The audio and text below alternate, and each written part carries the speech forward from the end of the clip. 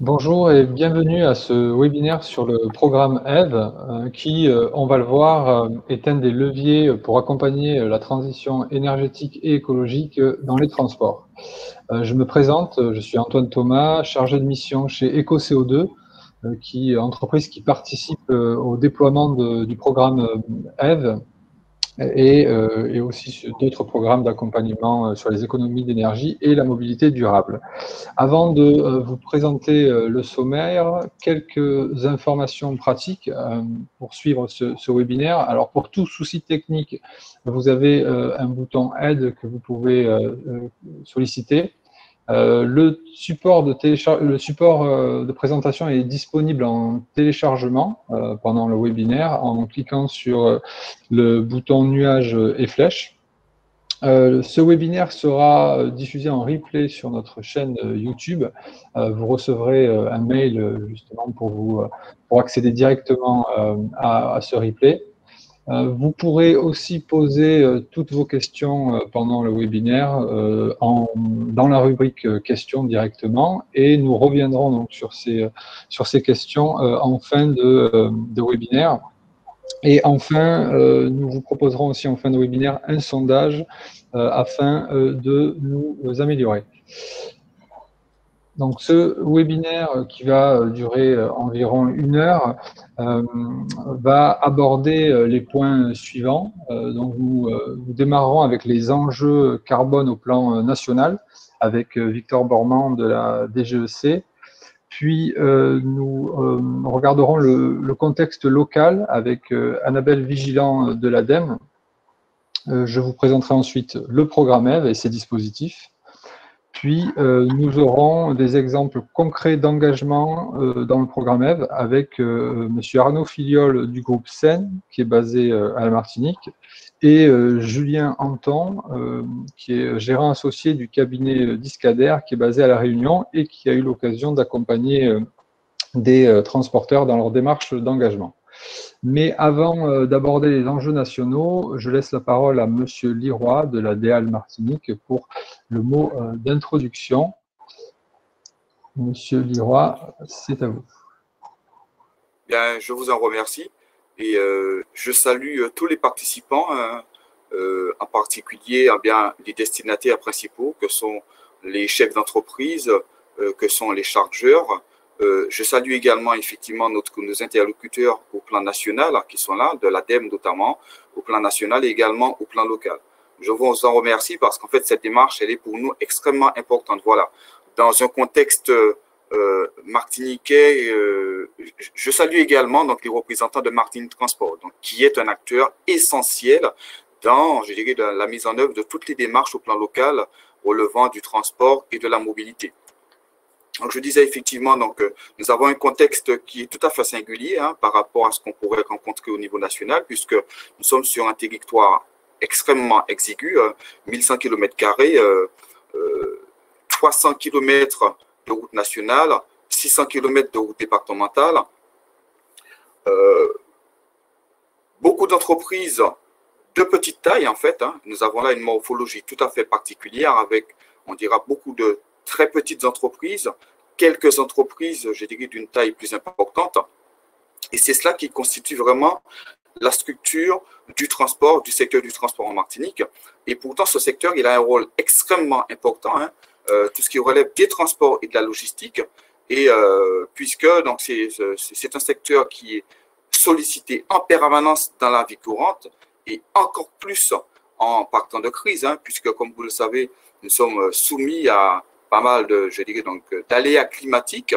Et sans développer cela, je n'évoquerai que, on dira, donc, le contexte sanitaire que nous connaissons actuellement, contexte dans lequel, justement, le transport, la logistique, pour justement donc, tout ce qui relève de l'acheminement des marchandises, a joué son rôle pendant le confinement, le joue encore. Et bien entendu, pour ce qui concerne le déplacement des travailleurs, des salariés, des usagers du transport globalement, le transport de voyageurs a montré aussi son importance et il a montré combien, dans ce contexte, il fallait qu'il soit maintenu justement pour que nous puissions au mieux résister à ce contexte sanitaire qu'on connaît. Et là, ce secteur doit bien manifestement on dira donc être ouvert aux mutations profondes de son environnement, puisque les mutations profondes, nous en connaissons. Et je citerai quelques mots-clés, hein, donc rapidement, quand on parle de performance énergétique, on parle verdissement de flotte, on parle réduction de l'empreinte écologique ou énergétique. Ce sont des termes qui sont importants auxquels nous devons de plus en plus être habitués, nos chefs d'entreprise.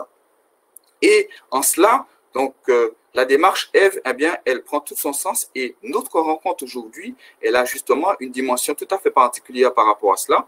On pourrait penser que le contexte sanitaire bien, ne s'y prête pas. Bien au contraire, on doit montrer, se montrer capable justement bien, de se préparer à l'avenir malgré le contexte sanitaire. Et bien, c'est pourquoi nous avons justement fait le choix de maintenir ce webinaire dans le contexte. Je dois rappeler aussi effectivement que l'objectif national, effectivement, donc, de mettre le secteur du transport sur la trajectoire de la neutralité carbone d'ici 2050. 2050, on pourrait penser que c'est très loin, mais 2050, c'est demain. Et il faut donc absolument s'y préparer, et cela, c'est important. Et en cela, le programme Eve a bien justement, il a toute sa dimension pour mettre à bas carbone le pays en contribuant à la décarbonation du transport routier de marchandises et de voyageurs. Nous avons là une démarche qui est d'ailleurs tout à fait cohérente. Au plan du pilotage de la démarche, je crois que vous l'avez déjà dit, hein, c'est une démarche partenariale en fait, qui est pilotée au niveau national par l'ADEME et pour le compte du ministère de la Transition écologique et incarnée donc, au plan local par l'ADEAL et également l'ADEME au plan local. À l'échelle locale, en fait, j'ai envie de dire que nous avons une carte à jouer. Hein, donc, nous avons une carte à jouer. Pourquoi? Parce qu'en fait, il s'agit d'une démarche qui n'est absolument pas nouvelle, hein, puisque, comme vous l'avez dit, donc, des entreprises ont déjà souscrit à la démarche. Et d'ailleurs, M. Filiol fera un retour d'expérience là-dessus. Mais j'ai envie de dire qu'il faut qu'on y aille. Et l'entreprise pourrait se demander, en fait, ce qu'elle a à gagner de cela. Et à cela, donc, je lui répondrai effectivement sur 3 axes. Hein. Premier axe, ah bien entendu, il s'agit d'une démarche tout à fait vertueuse, hein, puisqu'il s'agit de contribuer à un effort collectif de réduction d'une empreinte écologique. Autre axe important, donc, qui est un axe économique et financier, effectivement, qui est important pour l'entreprise, puisque l'entreprise peut, effectivement, par ce biais, eh bien, générer des économies de charges, hein, par la normalisation des pratiques d'exploitation, l'optimisation logistique, l'éco-conduite, l'économie en carburant, pneumatique, etc. Et bien sûr, par l'accès, à mon avis, à certains financements. Donc, pour moi, c'est aussi important. Et puis, un troisième axe qui a aussi une dimension toute particulière, qui est un axe marketing, puisque l'entreprise peut tout à fait valoriser ce label, en fait, qu'elle peut obtenir en s'inscrivant dans cette démarche qui sera exposée aujourd'hui. Et d'ailleurs, je crois que M. Filiol, dans la démonstration, dans le retour qu'il fera, eh bien, il donnera certainement donc l'envie aux autres opérateurs d'adhérer à cette démarche. Et pour cela, donc, il y a une démarche d'accompagnement, bien entendu, qui est mise en place. Hein. Nous avons l'ADEME, nous avons l'ADEAL, nous avons EcoCOD, qui est une éco-entreprise innovante de l'économie sociale et solidaire et qui anime effectivement avec un intérêt particulier cette démarche. Et ça, je crois qu'il faut le souligner parce que l'entreprise qui veut adhérer à la démarche, elle n'est pas seule, elle est tout à fait accompagnée. Et c'est, je dirais, toute la dimension de ce webinaire, hein, en fait, qui est l'occasion de partager les bonnes pratiques, hein, et vraiment de mettre en valeur les actions concrètes qui peuvent être menées pour déboucher justement sur des résultats mesurables. Et en cela, j'ai envie de dire que nous avons des évolutions structurantes, hein, qui sont en marche, hein, et pour réduire l'empreinte écologique, comme je le dis, et il revient à l'entreprise d'agir en amont, justement pour être véritablement proactif dans la démarche et ne pas être amené, on dira peut-être des années, voire des décennies après, à subir ces évolutions. Et en cela, donc, cette démarche, elle est tout à fait intéressante et je souhaite que la présentation ou les présentations qui seront faites et les témoignages qui seront rendus nous donneront à tous envie justement de valoriser la démarche et donneront aux entreprises qui participent, qui sont là aujourd'hui, l'envie de joindre cette initiative et de vraiment pour que le cercle des acteurs engagés s'élargisse et que justement cela fasse des émules au plan local. Merci beaucoup. Merci, M. Leroy, pour avoir effectivement introduit le sujet.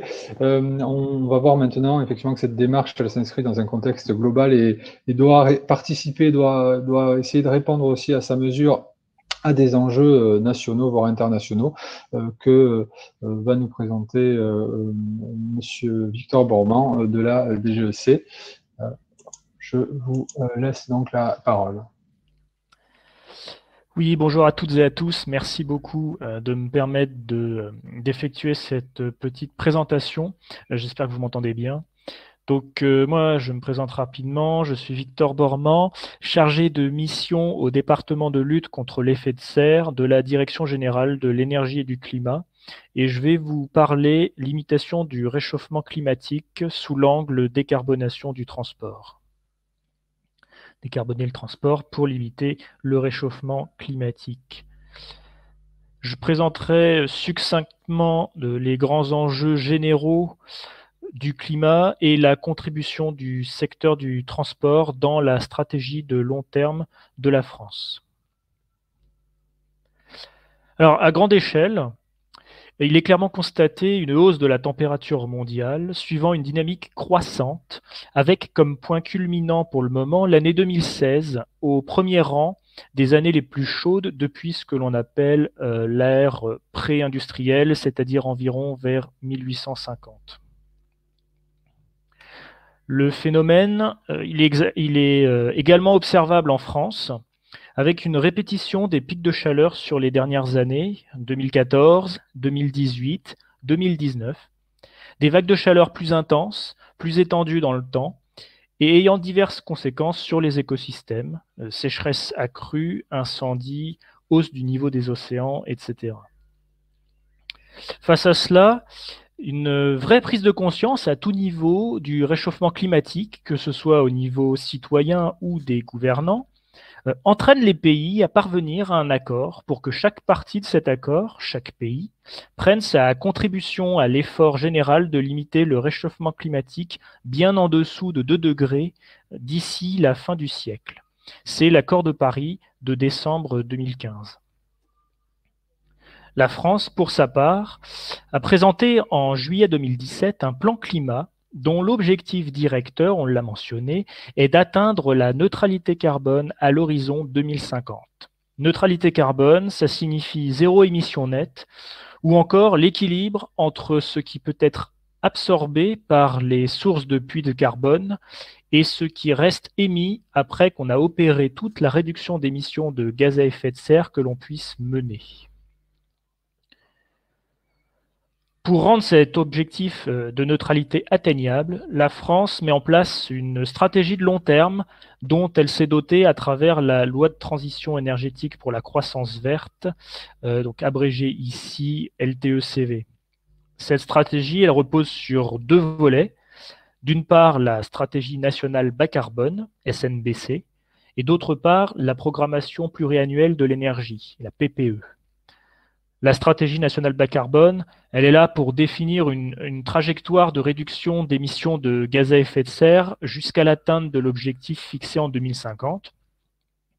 Elle va dans le même temps fixer des budgets carbone, qui sont ces plafonds d'émissions à ne pas dépasser au niveau national sur 3 périodes de 5 ans.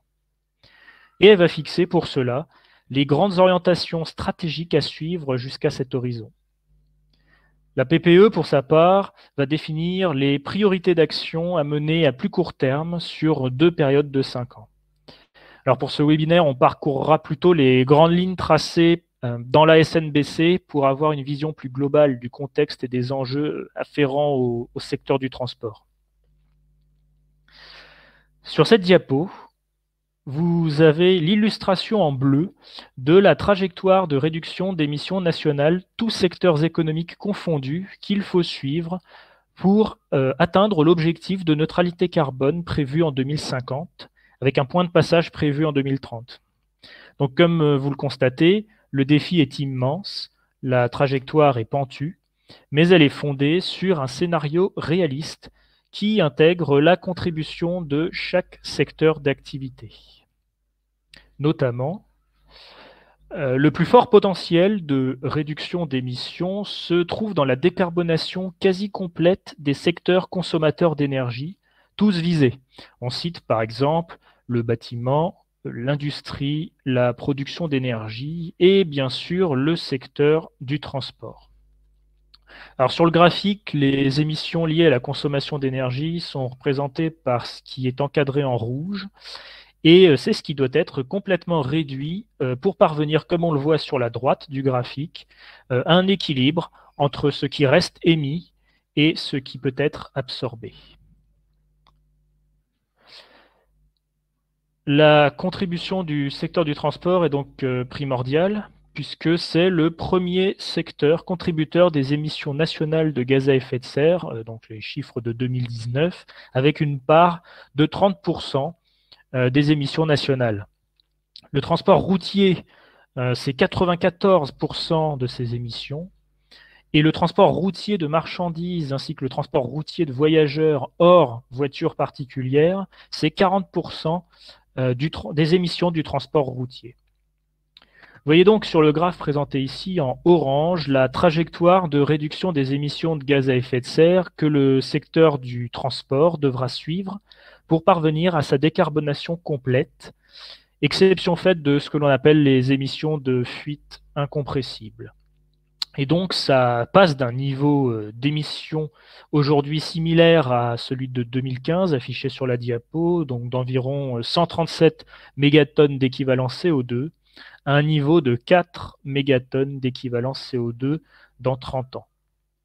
La trajectoire, elle est donc très ambitieuse.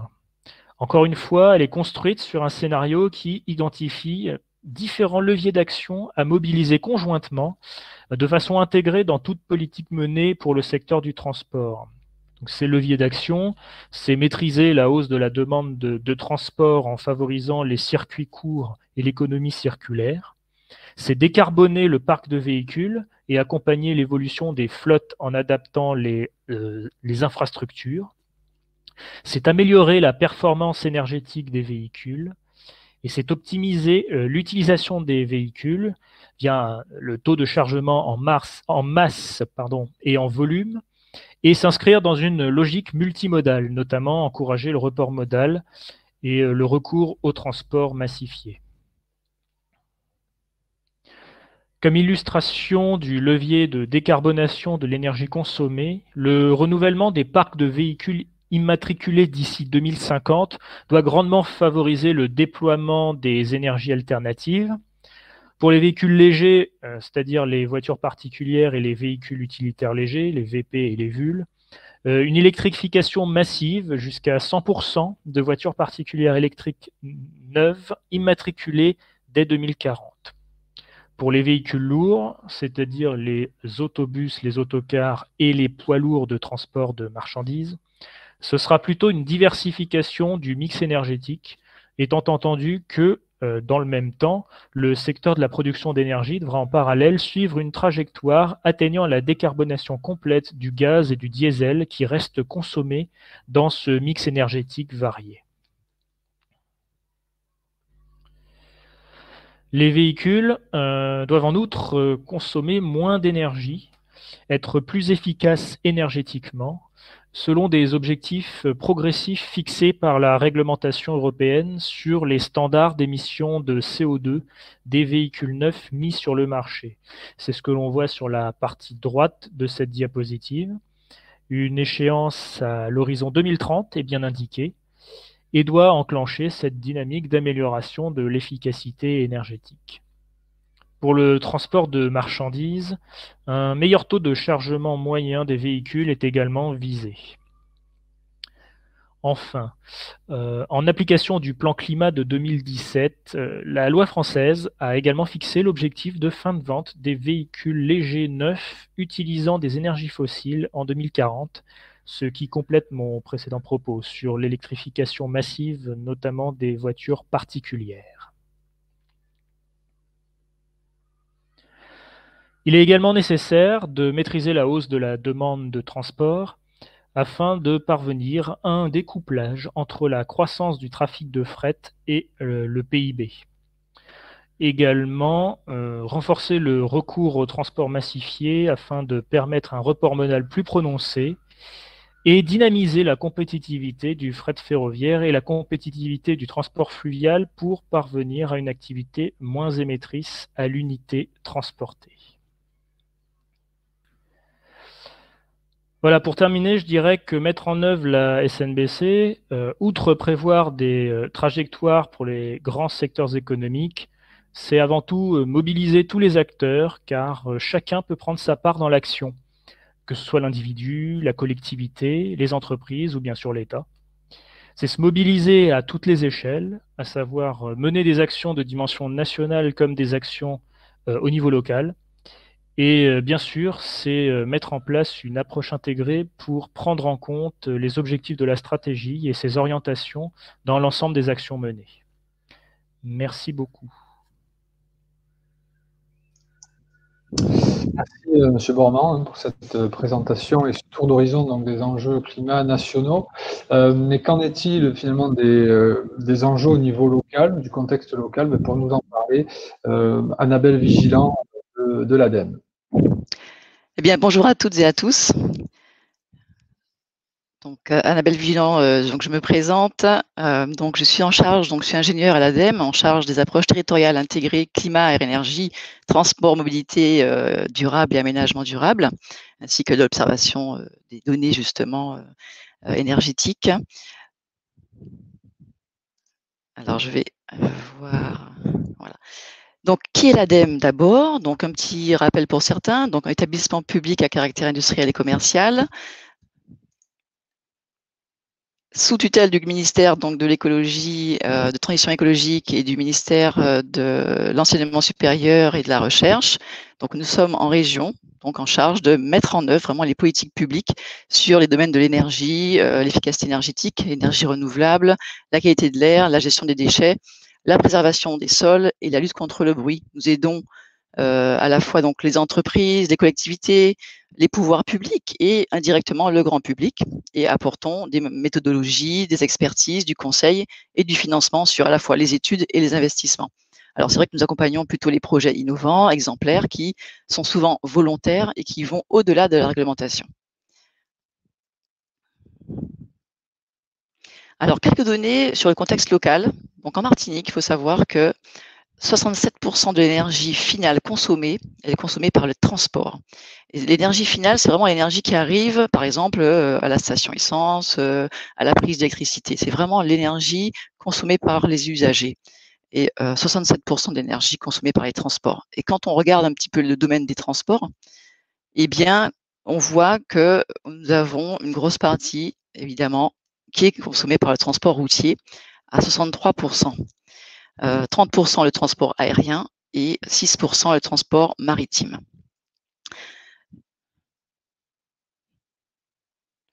Quand on regarde un petit peu plus en détail avec les histogrammes annuels du transport routier, donc on voit que depuis 2015, on a une stabilisation de la consommation énergétique du transport routier. Donc on n'a pas effectivement d'observation de réduction. Alors bien sûr, en 2020, on aura une réduction due au confinement de 2 mois, mais en tout cas, depuis des années, on a une stabilisation des données de consommation énergétique.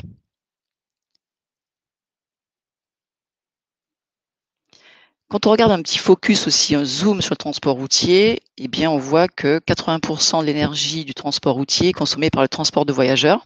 Et à l'intérieur du transport de voyageurs, le véhicule particulier consomme 90% d'énergie et 10% est consommé donc par les autocars, les autobus et les 2 roues.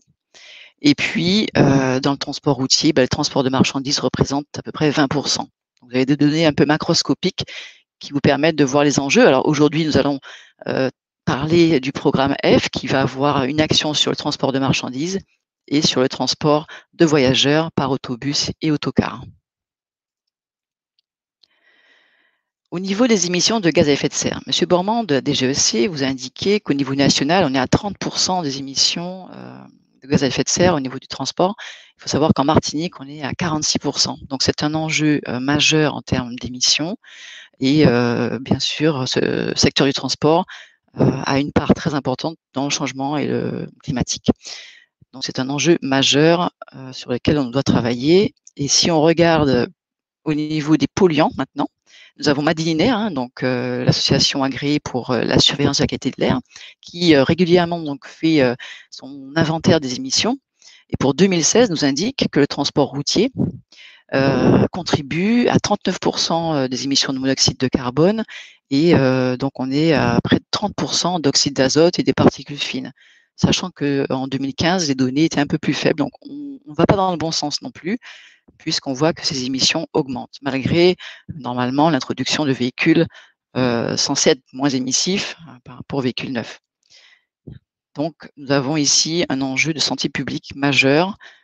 Bien sûr, on a les alizés, mais elles ne suffisent pas pour balayer ces polluants. Comme vous disait M. Bourmand de la DGEC, donc, il y a une programmation pluriannuelle de l'énergie, la PPE, qui a été aussi votée en Martinique, qui a été donc travaillée avec les acteurs locaux, la CTM et l'État. Donc, vous voyez dans le graphique, les pointillés en vert correspondent aux objectifs qui avaient été fixés dans le cadre du schéma régional climat air énergie, et les points orange, les petits carrés orange, qui correspondent aux objectifs qui ont été fixés dans la PPE. Et vous voyez qu'en bleu, vous avez la consommation du transport routier en gigawattheure, qui est stabilisée effectivement, mais qui est très loin de l'objectif fixé en 2023, qui était de moins 19% de baisse de la consommation par rapport aux données de 2015. Donc, on a du travail, on a vraiment du travail à mener sur ce secteur à fort enjeu pour arriver d'ailleurs à l'autonomie énergétique de la Martinique. C'est un enjeu majeur sur lequel l'ADEME, en tout cas, nous voulons accompagner tous les acteurs volontaires pour travailler sur les différentes actions de réduction.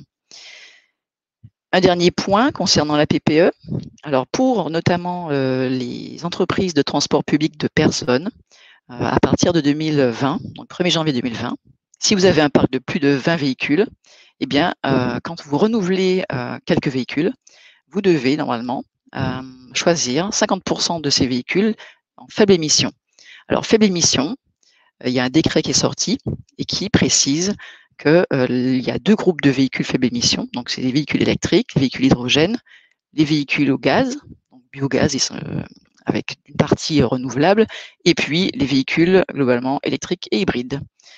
Donc, voilà pour quelques éléments du contexte local qui vous montrent effectivement que ce secteur des transports, c'est un secteur à fort enjeu. Et on compte vraiment accompagner les entreprises volontaires qui veulent aller au-delà des réglementations et améliorer en tout cas leur activité, baisser leurs charges, baisser leurs émissions dans la foulée, puisque tout est lié. 1 litre de gazole, c'est 3 kg de CO2, 1 litre de gazole, voilà, c'est 10 kWh. Donc, vous avez une proportionnalité entre les consommations de carburant et les émissions de CO2 et les consommations énergétiques. Voilà. Donc, j'en ai fini pour le contexte local. Je laisse la parole à Antoine Thomas. Merci Annabelle. Je vais justement vous parler maintenant du programme EVE pour engagement volontaire pour l'environnement, qui est, je le disais en introduction, un levier pour justement participer à la décarbonation des transports. Alors, je rappelle, oui, que je suis donc chargé de mission chez EcoCO2, entreprise qui participe au déploiement donc de ce programme, à la fois en métropole et aussi dans les départements et régions d'outre-mer.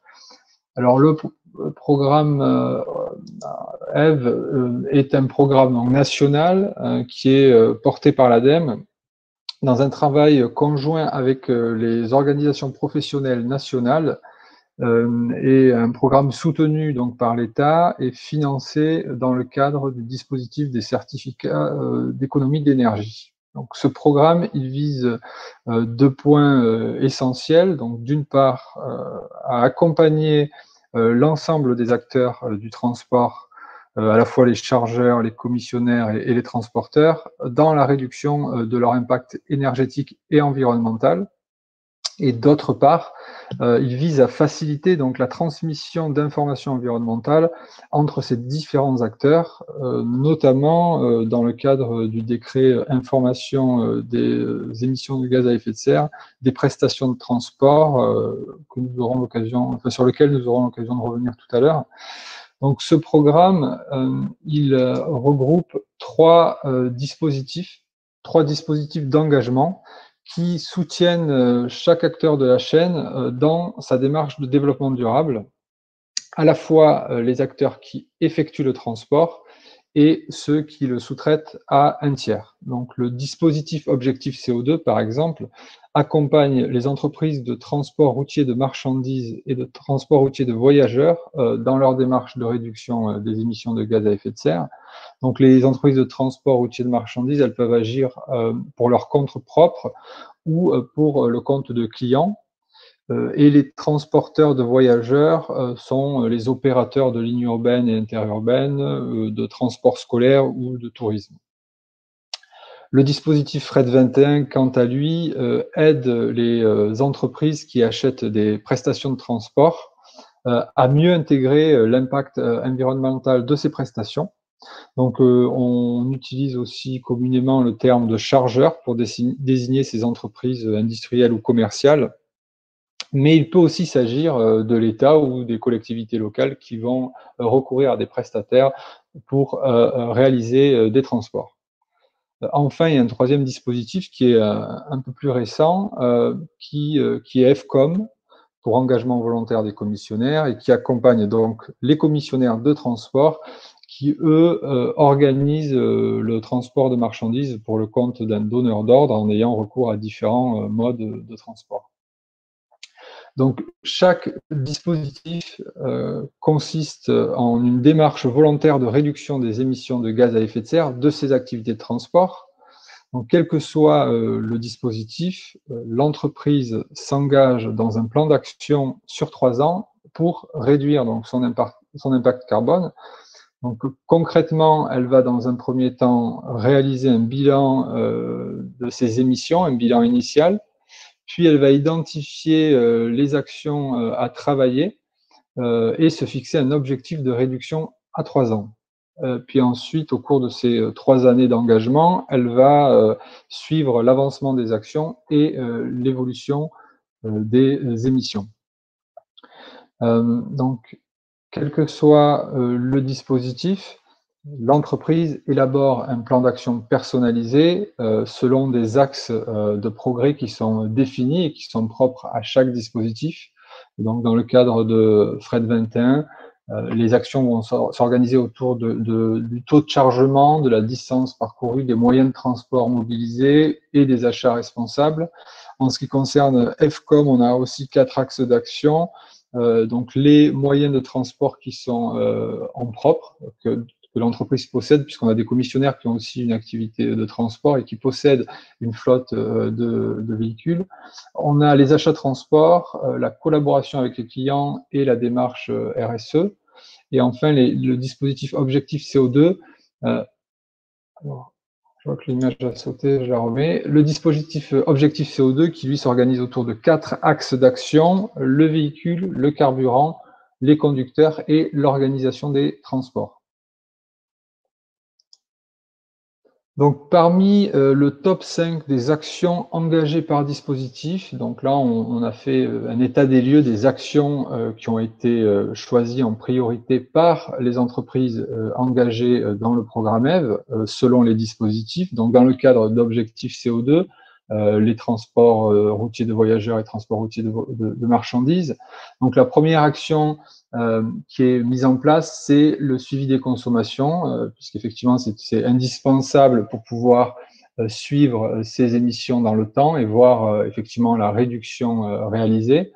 Viennent ensuite les programmes éco-conduite qui se basent essentiellement sur de la formation des conducteurs à l'éco-conduite et qui aussi sont un moyen privilégié par les entreprises pour s'améliorer. Il y a la gestion des pneumatiques, l'amélioration de la gestion des pneumatiques. Vient ensuite l'action modernisation du parc qui consiste à renouveler le parc avec des véhicules plus récents. Et enfin, l'optimisation des trajets. Donc ça, c'était pour le dispositif objectif CO2. Pour les chargeurs, à travers le dispositif Fret 21, le top 5 des actions, c'est d'abord de mobiliser ces sous-traitants afin qu'ils adhèrent eux aussi à une démarche environnementale, objectif CO2. Donc, ils vont faire appel soit à des entreprises qui sont chartées ou labellisées objectif CO2. Donc, cette action est un levier, effectivement, pour aussi inciter les transporteurs à s'engager. Les chargeurs vont aussi travailler sur le taux de chargement des véhicules, puisque ça reste un levier sur lequel il y a encore des axes d'amélioration. Ça va être aussi la mobilisation de moyens alternatifs, finalement, de motorisation alternative au diesel. Et le moyen le plus sollicité, la motorisation sollicitée, c'est le biogaz. En quatrième position vient le report modal avec du transport maritime à la place du transport aérien, et le report aussi modal avec le train. Donc ça, c'est pour le dispositif donc Fret 21.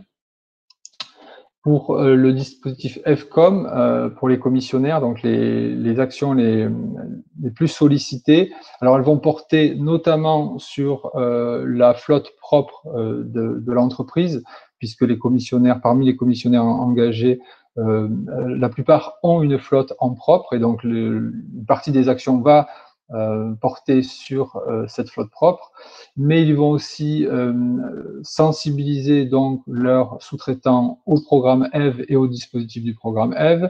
Ils vont eux aussi recourir à des transporteurs qui sont eux-mêmes chartés ou labellisés objectif CO2, mais ça va être aussi le changement d'énergie ou le report modal.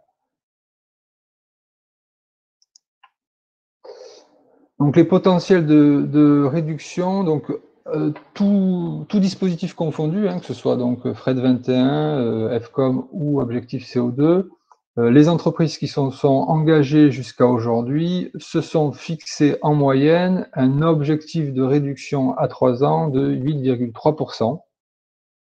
Donc ça, c'est un état des lieux, effectivement, de tous les engagements qui nous permet effectivement de calculer ce chiffre. Faut noter qu'aujourd'hui, une entreprise qui s'engage dans le programme doit s'engager à minima sur un objectif de 5%. Alors ça, c'est les potentiels de réduction. Maintenant, on va voir les réductions de gaz à effet de serre réalisées pendant les 3 ans des engagements. Donc là, on a effectivement les réductions, les maximums qui ont été observés. Alors, dans Fret 21, le maximum de réduction réalisé, c'est 18%. Donc, le gain le plus important au cours d'un engagement de 3 ans est de 18%. Et dans le cadre d'objectifs CO2, le gain le plus important observé sur 3 ans est de 25%, à la fois dans le transport de marchandises et dans le transport de voyageurs. On a observé effectivement un gain similaire dans les deux types d'activités. Alors, pour ce qui est du dispositif FCOM, on n'a pas encore assez de recul sur ce dispositif, puisqu'il a été effectivement mis en place l'année dernière, et que donc les entreprises engagées n'ont pas terminé encore leur première période d'engagement.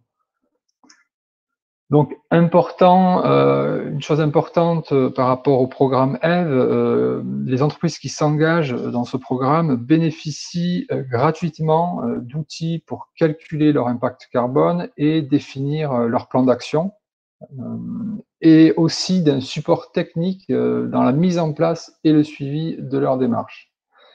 Donc ça, c'est un plus qui permet effectivement aux entreprises de s'engager et de bénéficier d'un certain nombre d'avantages.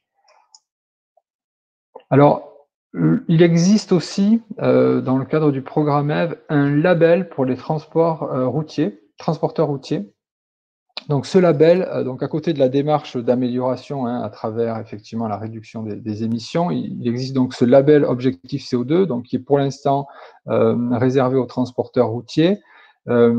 Et ce label consiste en une démarche de valorisation de la performance de ces transporteurs routiers, des transporteurs routiers qui ont atteint un niveau de performance particulièrement élevé en grammes de CO2 au kilomètre.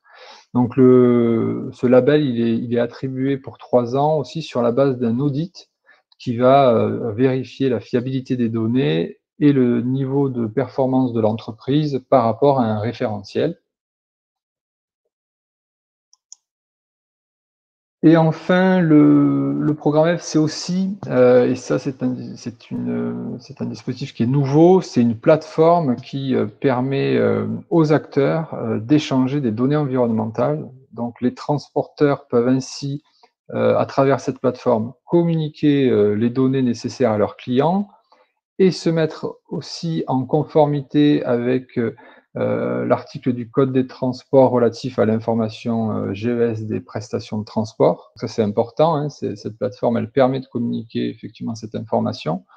Les donneurs d'ordre, quant à eux, à travers cette plateforme, ils peuvent analyser et suivre directement la performance de leurs prestations de transport, hein, en matière environnementale, notamment dans l'optique d'une politique d'achat responsable, avec l'impact GES comme critère de performance logistique. Donc, à noter que l'accès à cette plateforme est gratuit et sécurisé. Une plateforme qui, pour l'instant, n'est pas encore disponible pour le transport de voyageurs, mais ce sera bientôt le cas. Donc, le programme EVE, hein, c'est à la fois trois dispositifs d'engagement, un label pour les transporteurs et une plateforme d'échange de données. Et donc, ce programme, il présente un certain nombre d'intérêts pour les entreprises qui ont des raisons de s'engager dans ce programme pour à la fois réduire leur impact environnemental et leur facture énergétique, mais aussi valoriser donc leur engagement dans une démarche environnementale, valoriser aussi leur performance carbone, notamment auprès de leurs donneurs d'ordre et de leurs clients.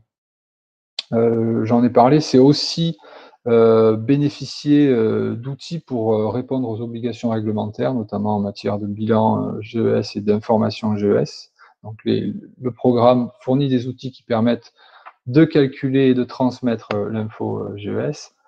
Et c'est aussi bénéficier d'outils et de méthodes pour structurer une démarche environnementale, des outils et des méthodes qui sont standardisés et validés au niveau national et même international. Donc, je terminerai ma présentation donc, avec quelques chiffres pour appréhender le profil des entreprises engagées dans les dispositifs du programme EVE. Donc, on voit sur ces graphiques que alors, ce sont des données qui concernent le dispositif objectif CO2, qui s'adresse, hein, je le rappelle, aux transporteurs routiers de marchandises et de voyageurs. Ce dispositif, comme on le voit, il est accessible aux entreprises de toute taille, notamment aux plus petites.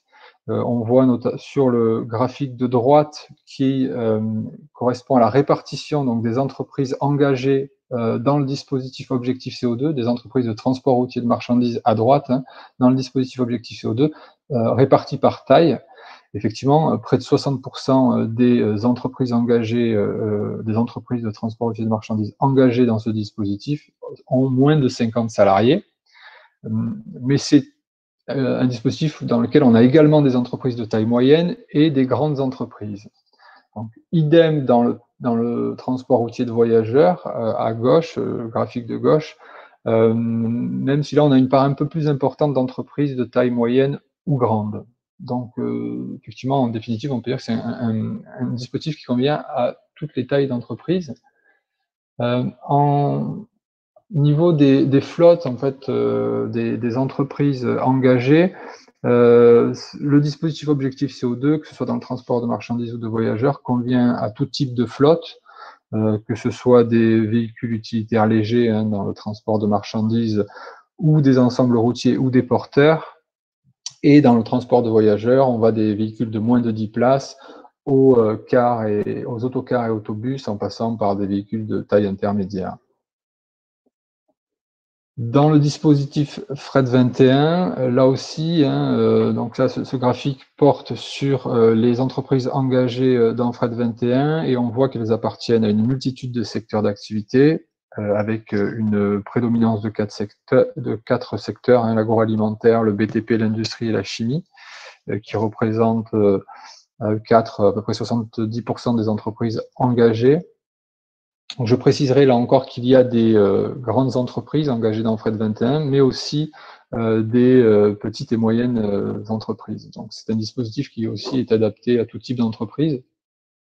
Donc, justement, nous allons maintenant passer à une partie du webinaire où on va avoir des retours d'expérience d'entreprises engagées ou qui sont en train de s'engager, qui qui ont été engagés ou qui sont en train de s'engager dans le programme EVE.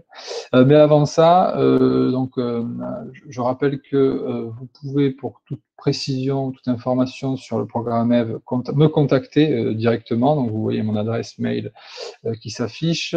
Vous pouvez aussi contacter donc Anissa Zapata, qui est référente des programmes chez EcoCO2 pour les Antilles et la Guyane, et qui sera aussi un contact, un relais local sur ce programme. Vous avez aussi ses coordonnées, vous pouvez la contacter. Vous pouvez enfin trouver des informations sur le site EVE Transport Logistique ou sur le site objectifco2.fr. Donc je disais, on va maintenant avoir des retours d'expérience d'entreprise. Alors je vais inviter sur scène Monsieur Arnaud Filiol du groupe SEN et Julien Anton du cabinet du bureau d'études Discader qui nous feront effectivement des retours. En préambule, je rappelle qu'en Martinique, il y a eu 3 chartes objectifs CO2 qui ont été signées sur la période, en 2012, pour des engagements qui portaient sur la période 2011-2014. Donc nous avons les 3 entreprises qui se sont engagées. Donc à la fois E-Compagnie, donc qui est une filiale du groupe SEN, sur laquelle, cet engagement sur lequel M. Filiol reviendra. On avait également Soproglas qui s'était engagé, ainsi que la société Translev.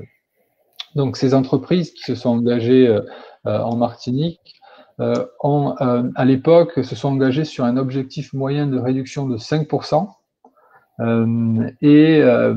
Pour atteindre cet objectif, elles avaient ciblé plusieurs actions, notamment la mise en place d'outils de suivi de maintenance, l'achat de véhicules avec des boîtes de vitesse robotisées, mais elles avaient également choisi de travailler sur la gestion des pneumatiques, sur le suivi informatique des consommations et des kilométrages, sur la formation éco-conduite et sur la géolocalisation de certains véhicules.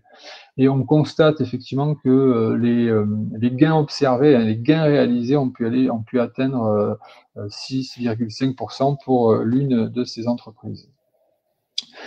Donc maintenant, pour rentrer un peu plus dans le détail d'un des engagements, j'invite donc Monsieur Filiol pour présenter l'engagement d'une des filiales, donc E-Compagnie. Monsieur Filiol, c'est à vous.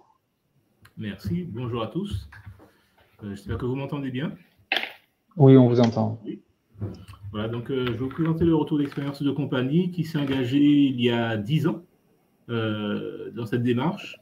Je remercie en fait, en tout cas, je vous remercie de m'avoir sollicité pour ce retour d'expérience que je vais faire relativement modestement. Donc tout d'abord, vous présenter le groupe SEN dont fait partie E-Compagnie.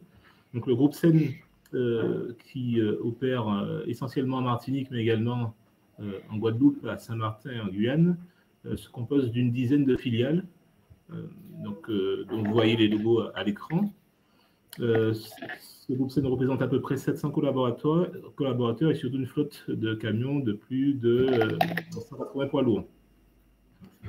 Je voulais dire en fait aussi par rapport à cette démarche entamée par E-Compagnie, que le groupe SEN a compris dans sa politique environnementale finalement que donc, le groupe SEN a une ancienneté d'une trentaine d'années, a compris au fur et à mesure en fait, que la finalité, sa finalité qui est la gestion des déchets, le transport de déchets, ne comptait pas seulement, mais également la prise en compte en fait, des impacts de son activité sur l'environnement était importante. Alors, j'en reviens à E-Compagnie, donc la filiale en fait, qui a mené donc, cette expérience de démarche CO2 il y a 10 ans. Donc E-Compagnie en fait, est une entreprise donc, qui a 5 activités principales: le nettoyage industriel, l'assainissement, la gestion de déchets dangereux et non dangereux, le balayage mécanisé et puis la mise à disposition d'équipements de signalisation routière. Donc vous voyez que la finalité des missions de compagnie, ce n'est pas précisément le transport, mais le transport est un moyen de réaliser son activité. La compagnie a 20 ans d'expérience, de savoir-faire, d'ancienneté. Compagnie, c'est 90 salariés à peu près, 2 conseillers à la sécurité pour le transport de déchets dangereux, un parc automobile d'à peu près une soixantaine de camions, des interventions tous les jours, une astreinte 7 jours sur 7, 24 heures sur 24, notamment par rapport à des interventions en matière de pollution. Et puis, à peu près 1200 clients et une certification MAS obtenue en 2015, donc toujours active. Donc, il y a 10 ans, la démarche CO2 nous a été présentée et les motivations à l'époque pour s'engager dans cette démarche, de la part du directeur général, M. Fanget, était de renforcer en fait la structuration du suivi de la flotte de compagnie. Et il voyait en fait à cette époque d'un bon œil en fait cette démarche. Et sa vision, c'était de soutenir cette démarche à l'échelle de la Martinique. Et puis l'idée aussi était de mieux prendre conscience, en tout cas pour le groupe SEN, que nous étions aussi des transporteurs de marchandises, bien que nos marchandises soient des marchandises un peu particulières, ce sont des déchets. Le directeur de compagnie, donc M. Diric, qui est toujours donc directeur de compagnie en 2021, lui avait pour intérêt à travers cette démarche de réduire l'impact environnemental de l'activité de l'entreprise et puis de faire connaître en fait cette ambition. Et puis le troisième point qui motivait en fait l'engagement dans cette démarche CO2 à l'époque, c'était de répondre indirectement à l'exigence réglementaire d'information des clients sur les CO2 émis en lien avec les prestations délivrées. Donc ça, c'était la vision il y a 10 ans. Et puis en fait, 10 ans plus tard, donc aujourd'hui, finalement, il y a eu une maturation. On s'est rendu compte que cette démarche CO2 devait être prise comme un moyen d'amélioration continue. Et donc, faire cette démarche une fois ne suffisait pas. D'ailleurs, en fait, à l'époque, en 2012, nous l'avions vraiment faite très modestement et également pour découvrir ce que c'était parce que nous ne connaissions pas du tout. 10 ans plus tard, en fait, l'idée, c'est de tirer profit de cette démarche pour faire un bond, en fait, en matière d'amélioration en matière d'émissions de gaz à effet de serre, avec je dois l'avouer, une organisation plus structurée.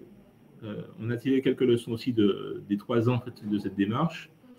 Un enjeu en fait actuel à améliorer la maîtrise des données relatives aux émissions de gaz à effet de serre dans un contexte où l'information sur cette émission et la maîtrise et l'optimisation de cette émission de gaz à effet de serre devient un enjeu en fait qu'on rencontre aujourd'hui dans des projets, dans des démarches en fait également de financement. Et puis dernier point qui motive le réengagement 10 ans plus tard pour la compagnie, c'est le besoin d'élargir maintenant le périmètre de suivi de cette démarche à l'ensemble de la flotte. Je vous le présenterai juste après. À l'époque, nous avions limité la démarche à une partie de la flotte. Donc, il y a 10 ans, cette démarche a été réalisée en 3 étapes. Le premier point, la première étape a été simplement d'avoir une présentation de ce qu'était cette démarche que nous ne connaissions pas. Donc, cette présentation a été faite par l'ADEME. L'ADEME nous a pas mal accompagnés à l'époque. Je remercie au passage Madame Vigilant. Donc, pour comprendre quelles étaient ces démarches, ses bénéfices, et puis également pour suivre en fait cette démarche. Et là, la question que pourraient se poser les différents transporteurs, c'est combien de temps peut prendre cette démarche dans une année. C'est la question qu'on se posait également, parce qu'on voulait bien y aller à l'époque, mais sans que ça, on va dire que ça occupe tout notre temps. Donc j'y réponds tout de suite. Globalement, cette démarche nous a occupé en termes de suivi, peut-être en termes de suivi, en tout cas en termes de pilotage, peut-être 3 jours par an, donc sur les 3 années. Je ne compte pas dans ces 3 jours les temps de mise en œuvre des actions décidées. Donc j'y reviendrai au point numéro 3. Donc, la deuxième étape de cet engagement, c'est la sélection du périmètre du projet. Donc il est tout à fait possible, et encore aujourd'hui, mais donc il était possible à l'époque, de choisir le périmètre de la flotte sur lequel nous allions déployer la démarche. Donc dans notre cas, c'était nos 3 types de poids lourds. Donc E-Compagnie dispose d'hydrocureuses pour les opérations de pompage de façon générale, des balayeuses mécanisées pour les opérations de nettoyage des voiries, et puis de camions de transport, que ce soit des camions bennes ou ampli-roll, pour le transport de déchets dangereux et non dangereux. Donc nous avons choisi en fait de suivre la démarche sur une partie de la flotte, donc la moitié en l'occurrence, 17 camions, et puis de tenir compte de notre particularité, c'est-à-dire que nous utilisons des camions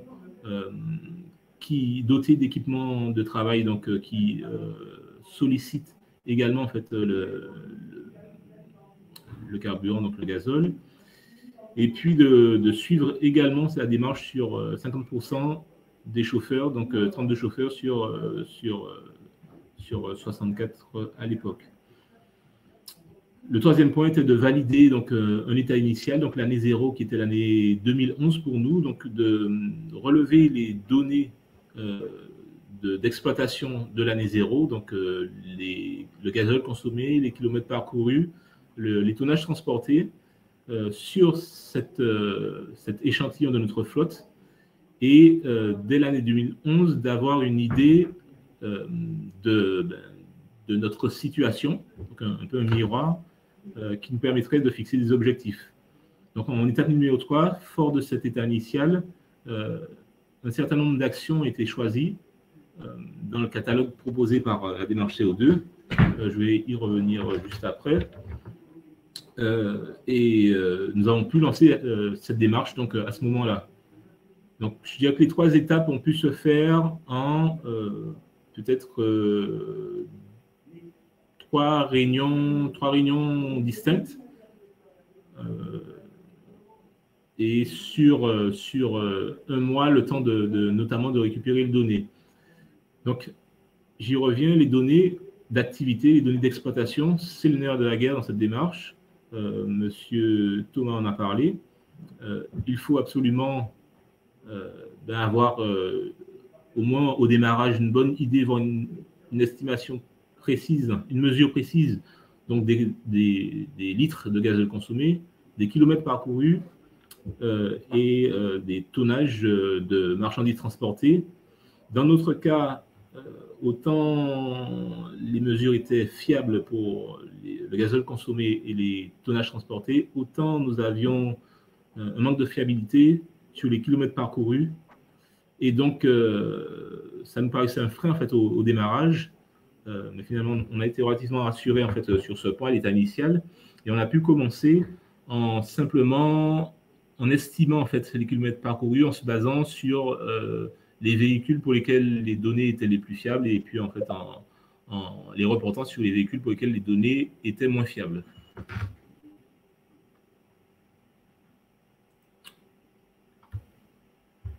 Donc en fin d'exercice, pour nous, les bénéfices de la démarche, les bénéfices immédiats, c'est en premier l'accès à la base de données des fiches actions d'amélioration qui sont possibles. Donc à l'issue de l'état initial, il est tout à fait possible donc, de choisir des actions sur lesquelles en fait, vont porter les efforts de réduction de CO2 émis. Monsieur Thomas présentait en fait les actions privilégiées par les transporteurs tout à l'heure.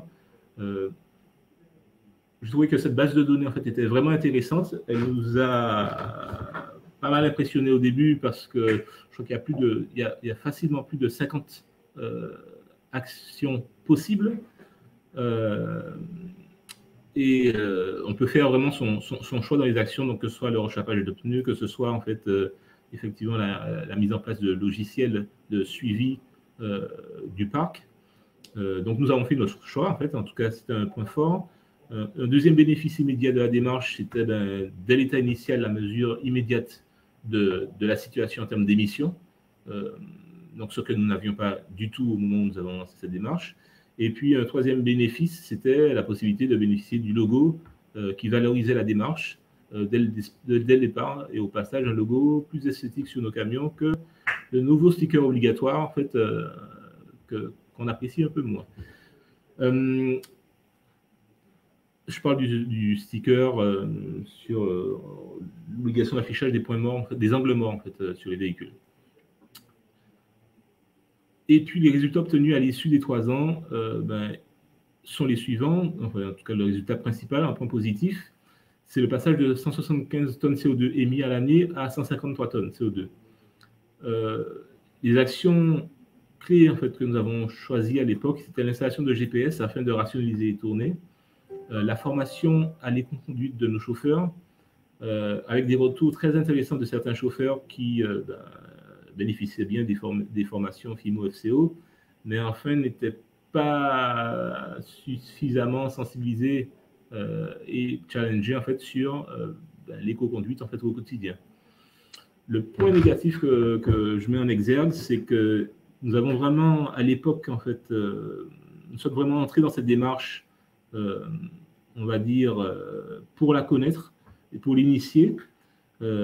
Et je dirais 10 ans plus tard que nous avons peut-être manqué d'ambition parce que dans le choix des actions, parce qu'en fait, à chaque action correspond un gain théorique, donc qu'on connaît dès le départ. Et finalement, nous aurions pu, on se dit ça 10 ans plus tard, aller beaucoup plus loin dans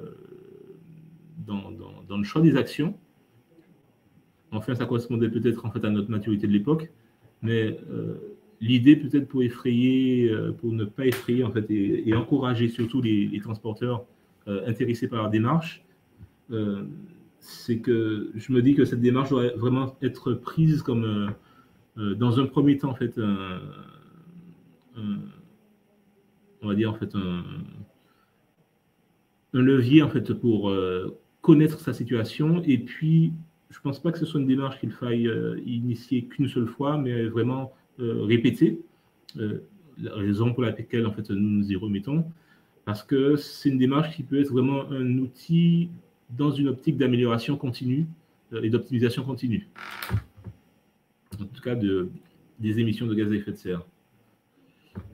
Donc c'est la raison pour laquelle en 2021, dès le premier semestre, nous engageons au niveau du groupe SEN 3 entreprises. Donc nous réengageons les compagnies, et puis nous engageons donc Environnement SA, que je vous ai présenté brièvement en début de diapositive, mais qui réalise la collecte d'ordures ménagères sur certains marchés en Martinique. Et puis l'entreprise EVA, qui réalise la collecte pour les industriels, les privés, de déchets encombrants, donc en vrac. Voilà. Donc ce sont nos 3 plus grosses flottes de poids lourds, et l'idée vraiment avec la démarche CO2, c'est d'optimiser le fonctionnement et l'émission de gaz à effet de serre sur ces 3 sociétés. Je vous remercie de vos attentions, et puis n'hésitez pas à poser des questions sur le chat. Merci, Monsieur Filio-Alain, pour ce retour d'expérience très intéressant. Je vais maintenant laisser donc la parole à Julien Anton, qui va effectivement revenir aussi sur sur des exemples réunionnais d'entreprises qui sont en cours d'engagement dans la démarche objectif CO2. Bon, bonjour à tous. Déjà, pour commencer, alors oui, moi je vais vous présenter l'exemple, succinctement bien sûr, l'exemple réunionnais. Bon, bien sûr, alors, moi je suis associé gérant au sein du bureau d'études.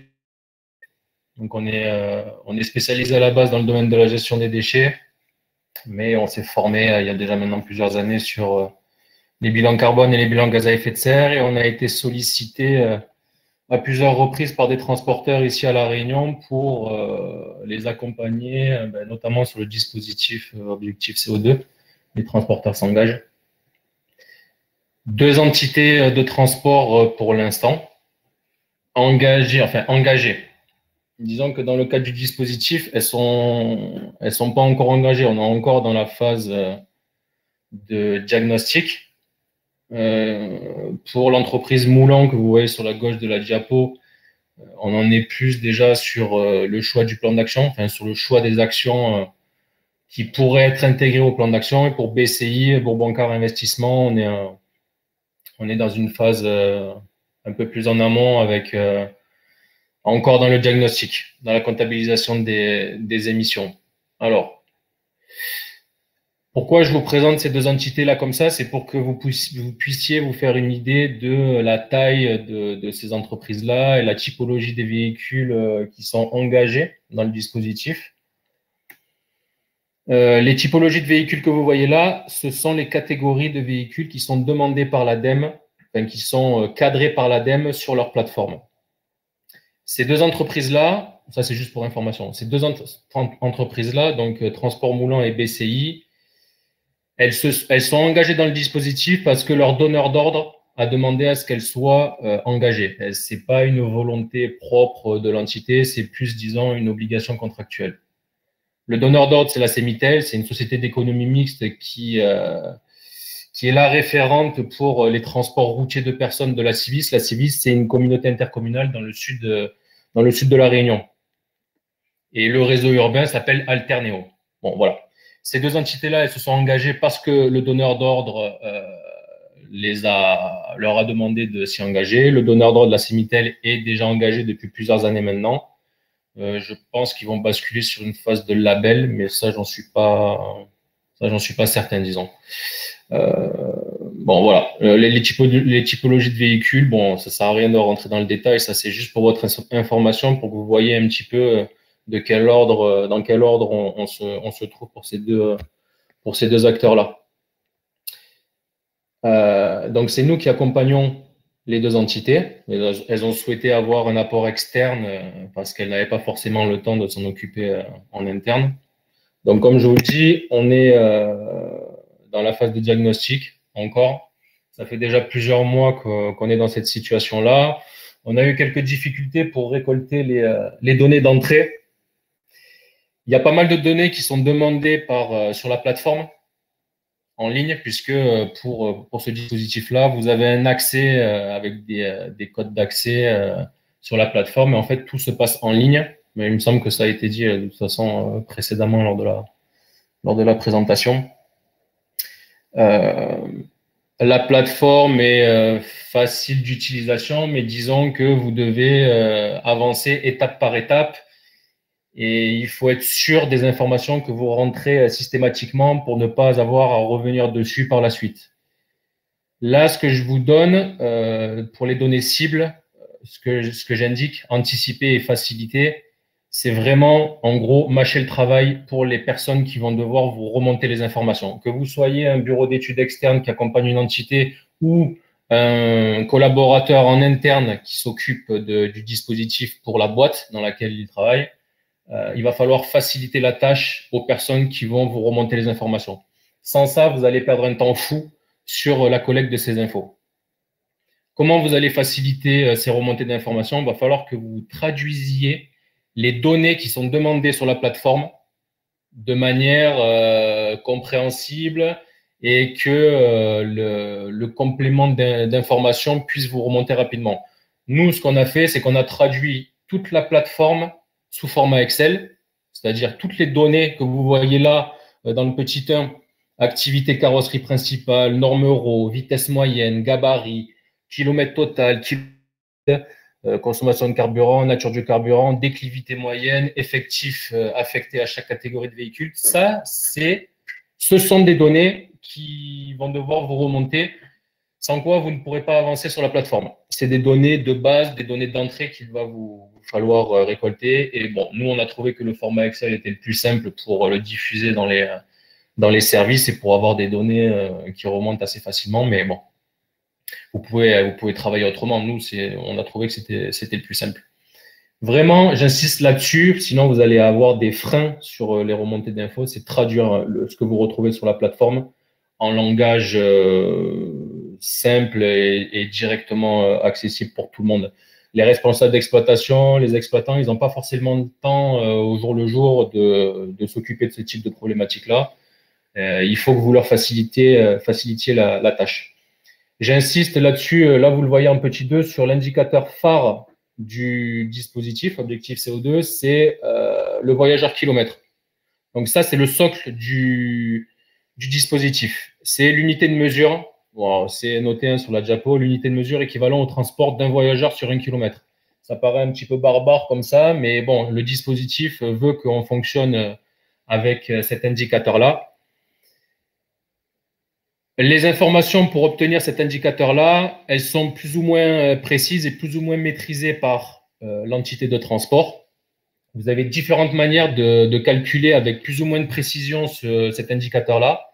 Idem, il va falloir que vous traduisiez toutes les possibilités qui vous sont indiquées sur la plateforme sous format Excel ou un autre format, celui que vous voulez, afin de guider au mieux le responsable d'exploitation, le directeur ou en tout cas la personne référente qui vous remonte les informations pour lui éviter de perdre du temps et d'avoir la donnée la plus précise pour que vous puissiez isoler le voyageur kilomètre. Sur les deux entités qu'on accompagne, on est, disons, dans la phase la moins précise, dans l'exemple le moins précis de ce qu'on peut avoir pour cet indicateur voyageur kilomètre. L'objectif, ça sera d'intégrer dans le plan d'action les actions nécessaires à la fin des 3 ans pour obtenir un indicateur voyageur kilomètre le plus précis possible. Voilà. Pour l'instant, on est dans des données qui sont approximatives sur le diagnostic. L'objectif, ça sera, en plus des actions déjà choisies, d'aboutir à l'issue des 3 ans à une maîtrise plus précise de l'indicateur. En tout cas, des données permettant d'obtenir l'indicateur. Puisque c'est avec cet indicateur-là qu'on va se comparer aux autres entités à l'échelle nationale, et puis en Martinique, Guadeloupe, Guyane et autres. La même chose, vous le faites, enfin, moi c'est ce que je vous conseille en tout cas, c'est pour les fiches actions. Donc, l'intervenant précédent, Arnaud, on a parlé de ces fiches actions. On en a, ouais, c'est ça, une 50aine, voilà, à peu près. Nous, ce qu'on a fait, c'est qu'on a traduit toutes ces actions-là sous format Excel, pareil, pour le transmettre aux interlocuteurs et qu'ils aient une vision globale des possibilités. Qu'ils sachent, avant qu'on aborde vraiment le travail sur le plan d'action, qu'ils sachent déjà les actions qu'ils peuvent mettre de côté. Il y en a pas mal qui peuvent mettre de côté pour les deux entités qu'on accompagne, TMO et BCI. Donc, c'est un gain de temps. Et ils peuvent déjà se projeter sur vraiment ce qui va pouvoir être fait facilement ou alors sur ce qui est déjà fait. Il y a des actions qui sont prévues dans les fiches actions qui sont déjà mises en place chez ces acteurs-là. Ça, c'est grosso modo les recommandations pratiques. Objectif, faire gagner du temps aux exploitants. Sinon, les données, vous allez avoir beaucoup de mal à les obtenir, sauf si vraiment il y a une grosse volonté dans l'entité. On est dans une période un peu compliquée avec le Covid. L'objectif, c'est de faciliter la tâche à tout le monde. Donc, ça va vous demander un travail plus important en amont, mais ça va vous faire gagner du temps par la suite. Ça, c'est sûr. Rapidement, je finis sur un aspect majeur de ce dispositif-là. En fait, vous avez une obligation légale. Je l'ai marqué sur la diapo, l'article 1431-3 du Code des transports. Depuis 2013, vous avez l'obligation d'intégrer, alors pour les transports de voyageurs, c'est avant l'obtention du titre de transport. Pour le transport de marchandises, c'est dans les 2 mois de la prestation. Il faut absolument qu'apparaisse l'information d'émission de gaz à effet de serre de la prestation que vous avez fournie. Et ça, c'est une obligation. À la base, elle était fixée exclusivement sur le CO2. Elle a été élargie en 2015 en application en 2017 sur un plus grand nombre de gaz à effet de serre. Ça, c'est une obligation. Normalement, vous ne pouvez pas y couper. Voilà, vous devez indiquer les émissions de gaz à effet de serre sur la prestation que vous vendez, que ce soit pour le transport de marchandises ou le transport de voyageurs. À partir de ce moment-là, il n'y a plus de questions à se poser, normalement, bien sûr, sur est-ce que je dois comptabiliser mes émissions ou est-ce que je peux continuer à travailler comme ça, sans savoir ce que j'aimais. Voilà. Normalement, depuis 2013, vous avez l'obligation d'indiquer ces informations-là. Ces informations-là, vous pouvez les indiquer qu'à partir du moment où vous connaissez, vous avez fait un diagnostic sur votre activité.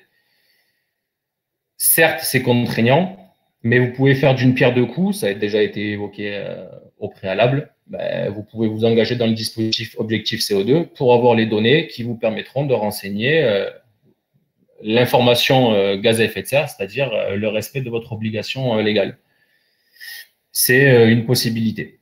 Et ce qu'il faut savoir, c'est que lorsque vous vous engagez dans une démarche comme ça, là on parle d'émissions de gaz à effet de serre, mais ce qu'il faut voir aussi dans le cadre de votre activité, et c'est ce que vous verrez en premier, je pense, c'est que c'est d'abord une économie en euros. Vous faites une économie sur le carburant, donc vous dépensez moins d'argent pour cette consommation-là, c'est des économies directes. En dehors de la réflexion sur l'environnement et les émissions de gaz à effet de serre, vous faites d'abord des économies en termes d'euros. Voilà, c'est ce qui peut vraiment motiver certaines directions à s'engager dans le dispositif, au-delà des problématiques qui sont un peu, je dirais pas lointaines, mais qu'il est difficile de maîtriser quand on est un novice ou un lambda qui n'est pas habitué à ce type de raisonnement ou de problématique. Voilà, c'est une économie en euros, votre diminution de carburant, de consommation de carburant. Voilà. En grosso modo, je ne sais pas si j'ai été rapide ou pas. 18h30 ici. Oui, on est à peu près dans les temps, oui. À peu près, ouais. Donc ensuite, bon, j'ai laissé mes coordonnées. Si vous avez des questions, vous n'hésitez pas à me transmettre vos questions par mail. Sur notre site internet, vous avez nos coordonnées. Bon, moi, je suis nous, on est basé à La Réunion, mais ça n'empêche pas qu'on peut échanger sur les retours d'expérience. En tout cas, là, pour La Réunion, les deux entités que nous accompagnons, on n'en est pas encore à la sélection vraiment des actions, fixation du plan d'action, signature de la charte. On n'en est pas encore là, on est encore dans la phase diagnostique. Voilà. Très bien, merci pour ce témoignage et ces explications un petit peu techniques, parce que c'est vrai que les dossiers sont quelque part un peu techniques, et c'est vrai qu'il faut collecter dans le cadre de ces engagements un certain nombre de données pour pouvoir faire un diagnostic de ces émissions de gaz à effet de serre. Mais c'est vrai que vous l'avez souligné, j'en ai parlé aussi, c'est des informations de toute façon qu'il faut pouvoir maîtriser pour satisfaire donc à cette obligation de communication d'information des émissions. Je rappelle aussi que effectivement dans le cadre du programme EVE, il y a un accompagnement des entreprises de transport qui est gratuit dans la mise en place donc de ces dispositifs. Donc vous aurez effectivement à disposition des outils, mais aussi un soutien, un support technique pour justement monter le dossier, calculer les émissions, organiser les différentes données. Donc vous en avez parlé. C'est vrai que c'est intéressant de faire un premier travail de collecte de ces données qui seront ensuite utilisées et saisies sur le site Objectif CO2 sur lesquels les entreprises vont créer un compte et remplir certaines données et qu'elles devront mettre à jour aussi pendant les 3 ans de l'engagement. Donc merci encore à tous les deux. Il y a eu, alors on va passer sur la phase des questions. Il y en a eu quelques-unes, donc des questions qui ont été posées sur notamment les entreprises de transport routier de marchandises actives en Martinique. Donc je vois que M. Leroy a répondu à ces questions, notamment aussi des questions sur l'ancienneté du parc en Martinique. Et donc là aussi, c'est M. Brino de Réal aussi Martinique qui a répondu à ces questions dans le chat. Voilà. Sur une autre question sur le nombre d'entreprises engagées dans le dispositif, dans le programme EVE, j'ai indiqué qu'actuellement il n'y en avait pas, mais que plusieurs entreprises étaient travaillées sur des engagements. Monsieur Filiol en a parlé, notamment sur les 3 entreprises du groupe SEN qui sont en train de travailler sur un dossier. Je regarde s'ils n'ont pas d'autres questions. Je vois Tony Léger qui demande quelle était la taille de la flotte du transporteur suivi par Julien Larignan. Donc, il y en avait deux. Alors, je ne sais pas si vous voyez toujours la Japo. Pour transport moulant, on est un peu moins d'une cinquantaine. Et pour BCI, on a 22 véhicules. C'est des petites flottes, enfin, une petite flotte. C'est toute proportion gardée, bien sûr, mais voilà, une cinquantaine pour transport moulant et 22 pour BCI. Vous avez la typologie des véhicules inscrits. Ce que je vous ai mis en dessous, les pourcentages, c'est les Euro 6. Donc, 34% des gens, enfin, déjà en Euro 6 pour transport moulant et 59 pour BCI. Pourquoi j'avais mis cette information, c'est que c'est pour dans l'optique de une performance énergétique du véhicule. En tout cas, logiquement, les Euro 6 doivent normalement consommer moins de carburant et émettre moins d'émissions de GES que les autres types de véhicules antérieurs. Voilà. Oui, alors sur la composition du parc et sur la taille des entreprises, effectivement, on constate qu'il y a c'est variable. Donc là, on a l'exemple des entreprises à La Réunion, mais si on revient sur les engagements au niveau de la Martinique, les premiers engagements qui avaient eu lieu au niveau de la Martinique, on était aussi sur des flottes de 17, 18 et 9 véhicules engagés dans le dispositif. Ça peut être plus. Voilà. Donc, aussi, je l'avais précisé tout à l'heure, mais on a vraiment des entreprises qui sont des très petites entreprises comme des entreprises de taille importante. Donc, je vois que M. Brino, toujours de l'ADL, a mis à disposition un lien donc dans les questions, dans le chat plus précisément, sur justement le parc de véhicules au 1er janvier 2019.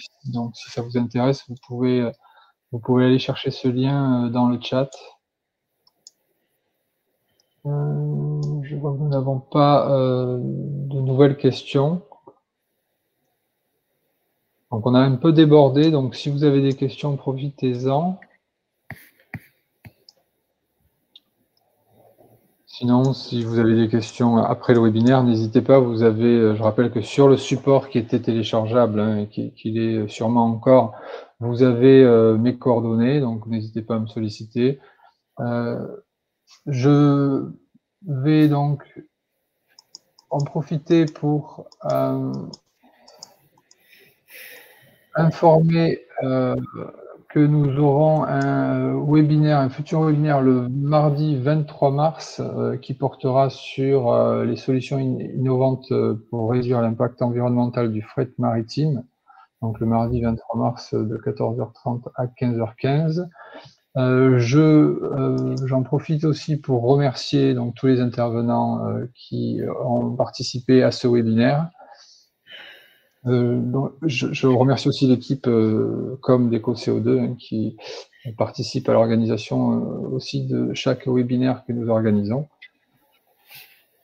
Monsieur Liroy, je vous laisse peut-être la parole pour conclure ce webinaire.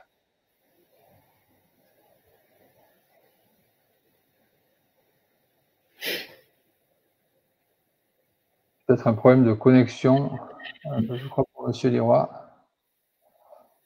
En tout cas, merci Julien Anton, merci Arnaud Filiol. Je me déconnecte, je vous dis à bientôt. Oui, n'hésitez pas pour les spectateurs, je ne sais pas comment on dit, à poser vos questions ensuite par mail, il n'y a pas de problème. Vous pouvez suivre s'il y a des questions, merci. Ah, Antoine, à bientôt. Oui, merci, au revoir. Merci, au revoir. Donc, on va peut-être attendre voir si M. Liroy arrive à se connecter de nouveau.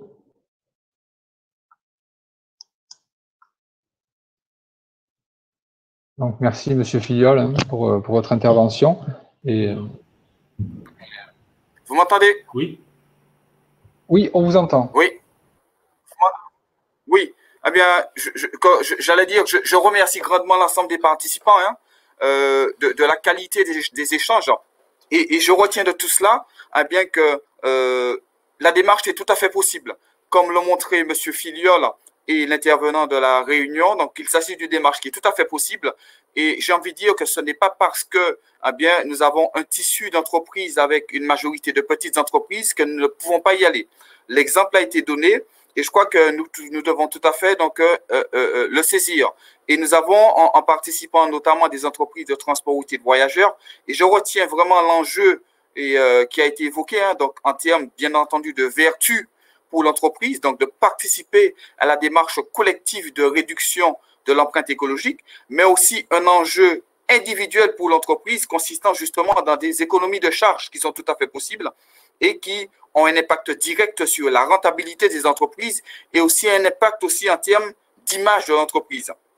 Et ça, je crois que c'est important. Et nous avons aussi évoqué la question des conditions de réalisation. Nous avons beaucoup parlé effectivement de la connaissance de l'activité, de la connaissance, je dirais, de ces consommations de carburant, de pneumatiques, des volumes transportés, des notions de voyageurs, kilomètres. Ce sont des éléments qui sont fondamentaux et qui renvoient effectivement au contrôle de gestion et au système d'information au sein de l'entreprise et qui manifestement ne sont pas des notions étrangères, puisque nous avons chez nous des entreprises qui répondent à des appels d'offres quand même d'importance en matière de transport routier de voyageurs. Et forcément, ces éléments, elles les connaissent, elles les maîtrisent. Donc, j'ai envie de dire que nous pouvons tout à fait nous mettre en ordre de marche pour adhérer collectivement à cette démarche EVE. Donc, et je crois que les entreprises chez nous, elles peuvent le faire.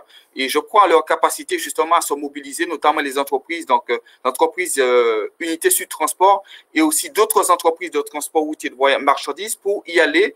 Et bien sûr, elles savent compter sur à la fois l'ADEME et les autres partenaires pour le faire et bien entendu l'ADL. Donc, je vous remercie tous et comme cela a été dit, on se tient à disposition pour toutes les entreprises qui souhaitent y aller parce que je crois que nous n'avons pas le choix de toutes les façons. Et pour terminer, je citerai un propos de Michel Crozier, donc sociologue des organisations, qui disait que la survie d'une organisation dépend de sa capacité à s'adapter aux évolutions de son environnement. Et l'environnement, il évolue, certes, et nous avons là des outils qui vont nous permettre de nous adapter de manière profitable à ces évolutions. Et j'ai envie de dire, on y va ensemble, collectivement. Merci beaucoup. Merci à tous. Merci. Merci à tous, à bientôt.